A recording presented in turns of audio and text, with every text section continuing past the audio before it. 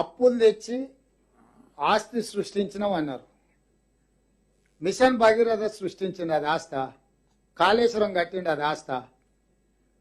ఏదైనా అప్పు తెచ్చినప్పుడు పెట్టుబడి పెట్టి ఆ పెట్టుబడి ద్వారా ఆదాయాన్ని వచ్చి మళ్ళీ తిరిగి అప్పు కట్టాలి. ఈరోజు మీ ద్వారా చంద్రశేఖరరావు గారిని, హరీష్ రావు గారిని నేను అడుగుతున్నా, మిషన్ భగీరథకు 50,000 కోట్ల రూపాయలు అప్పు తెచ్చిండ్రు. ఒక్క రూపాయి అయినా ఆదాయాన్ని సృష్టించి ఆ ఆదాయంతో నువ్వు అప్పు కట్టినవా?